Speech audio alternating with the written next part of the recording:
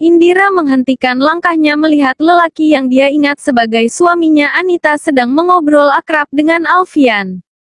Keduanya tampak sangat akrab selayaknya dua orang sahabat. Hal yang membingungkan baginya melihat seorang suami bisa akrab dengan mantan pacar istrinya. Namun kemudian dia memilih untuk tak mau ambil pusing lagi. Entah apa dan bagaimana yang sebenarnya terjadi, dia memilih untuk tak memikirkannya lagi. Indira melanjutkan kembali langkahnya. Indira, langkahnya kembali terhenti ketika seseorang memanggilnya dari belakang. Anita dengan wajah sumringah menghampiri teman lamanya. Assalamualaikum, apa kabar? Kamu tugas di sini sekarang? Tanya Anita dengan antusias. Indira sedikit terbengong. Melihat Anita yang menyapanya dengan hangat. Baik. Iya, aku tugas di sini sekarang. Indira mencoba menyunggingkan senyum di wajahnya. Dari kapan? Wah, lama sekali ya kita tidak bertemu.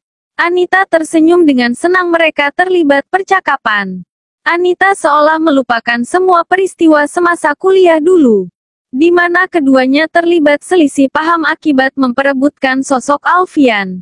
Namun lain halnya dengan Indira yang ternyata masih mengingat masa itu dengan sangat jelas. Masih ada sisa dendam di hatinya mengingat jika Anita yang telah mempermalukannya habis-habisan. Hal itu membuat Indira sebenarnya malas berbicara dengan Anita. Menjawab seperlunya bahkan terdengar ketus, berbeda dengan Anita yang justru tampak senang berbicara dengan teman lamanya itu. Sayang, obrolan mereka terhenti ketika Zaidan mendekati keduanya. Semua administrasi kepulangan Zain sudah selesai. Zaidan mengangkat sebuah amplop besar di tangannya. Indira langsung menatap Zaidan yang kini sudah berdiri di depannya. Semakin dekat dia melihat jika suami Anita itu tampak semakin mempesona. Wajah tampannya terasa sangat teduh menenangkan, membuat siapa saja akan betah berlama-lama melihatnya. Oh iya sayang, perkenalkan ini teman lamaku. Dulu kami satu kampus. Dira, ini suamiku. Anita menunjuk Zaidan. Indira langsung memberikan senyum terbaiknya sambil menyodorkan tangannya. Namun sayang Zaidan sama sekali tak melihat wajahnya. Uluran tangannya pun tak bersambut karena Zaidan hanya memberikan salam dengan merapatkan kedua tangannya di depan dada. Indira segera menarik tangannya dengan malu. Zaidan melihat istrinya. Ayo sayang, nanti keburu siang. Aku harus ke kantor lagi. Dira, aku pergi dulu ya. Senang bertemu denganmu. Sampai ketemu lagi nanti. Anita berpamitan dengan Indira. Indira hanya mengangguk datar. Dia lalu melihat kepergian sepasang suami istri itu. Wajahnya menjadi kecut seketika melihat keharmonisan keduanya. Zaidan menggandeng istrinya dengan mesra. Indira mendelik sinis. Dia tahu jika Anita pasti pura-pura menyapanya dengan ramah karena sebenarnya ingin memamerkan suaminya yang tak kalah tampan dari Alfian. Indira kembali berjalan sambil bersungut-sungut dalam hati. Disapa Anita mengubah suasana hatinya menjadi tidak baik. Dia menyesal telah meladeni sapaan Anita tadi. Seharusnya tadi dia berpura-pura tidak kenal saja dengan tidak menggubris panggilannya. Indira menghentakkan kakinya berkali-kali dengan kesal. Berpikir kenapa Anita selalu selangkah lebih beruntung dibandingkan dirinya dalam hal lelaki. Zaidan dan Anita berpapasan dengan Amar dan kedua orang tuanya yang keluar dari ruangan Zain. Melihat Zaidan, Amar langsung menundukkan wajahnya malu. Kami kesini ingin meminta maaf pada Lela dan suaminya. Ayah Amar seolah mengerti ekspresi keheranan Zaidan dan istrinya. Iya, alhamdulillah mereka berkenan memaafkan putra kami. Ibu Anmar menimpali. Setiap orang bisa meminta maaf. Tapi tak setiap orang benar-benar menyadari kesalahan mereka. Dan tak semua orang benar-benar menyesali perbuatan mereka. Zaidan menatap wajah Amar. Amar tak menjawab. Dia tahu tak mudah bagi mereka semua mempercayai semua penyesalannya. Setelah apa yang telah dilakukannya, tak mungkin bagi orang-orang akan mempercayainya begitu saja. Semoga permintaan maafmu ini benar-benar dari rasa bersalahmu. Semoga jika sekarang kamu sudah benar-benar menyadari kesalahanmu dan menyesali semuanya, ucap Zaidan penuh harap. Ammar yang terus menunduk mengangguk-anggukkan kepalanya penuh penyesalan. Jangan lagi menyakiti seseorang hingga dia duduk di atas sajadah dan menangis atas luka yang telah kau berikan padanya.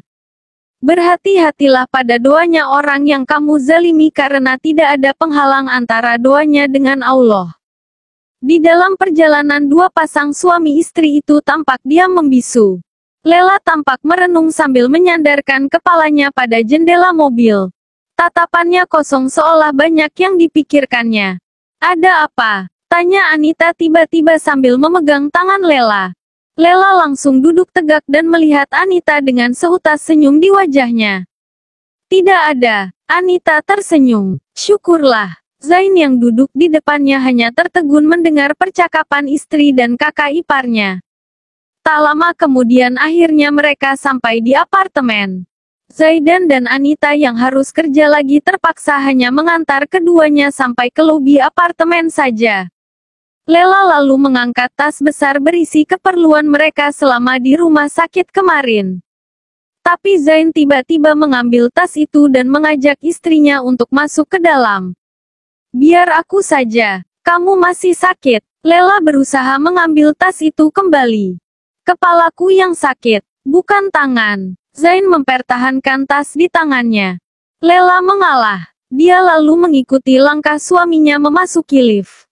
Sesampainya mereka di apartemen, Lela meminta suaminya untuk beristirahat. Sementara dirinya langsung menyibukkan diri untuk memasak karena sebentar lagi waktu makan siang tiba. Dan suaminya harus makan dulu sebelum meminum obat. Menjelang sore, diam-diam Zain terus memperhatikan istrinya yang terus melakukan pekerjaan rumah. Dia tahu jika sebenarnya Lela sedang mencoba mengalihkan pikirannya dengan cara menyibukkan dirinya sendiri. Zain tahu jika sang istri sedang memikirkan sesuatu. Semenjak pertemuan mereka dengan Ammar dan orang tuanya di rumah sakit tadi, Lela menjadi lebih banyak diam. Aku akan mengganti perban di kepalamu. Suara Lela memecahkan lamunan suaminya. Zain langsung melihat istrinya yang membawa kotak obat. Zain yang sedang duduk di meja kerjanya langsung mematikan laptop. Dia berdiri dan menghampiri Lela yang sudah duduk di atas sofa. Zain duduk membelakangi istrinya. Dengan tanpa banyak bicara juga dengan perlahan Lela membuka perban di kepala suaminya. Sambil mengingat-ingat bagaimana perawat mengajarinya kemarin. Bagaimana cara mengganti perban lama dengan yang baru. Aku akan mencabut laporannya, ucap Zain tiba-tiba.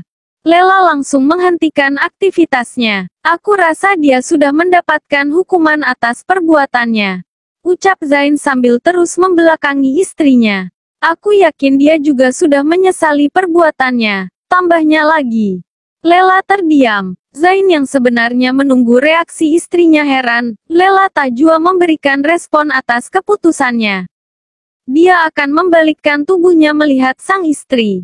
Namun kaget karena tiba-tiba Lela memelukinya dari belakang. Lela menyandarkan kepalanya di punggung sang suami. Kedua tangannya melingkar erat di pinggang Zain. Zain tertegun kaget.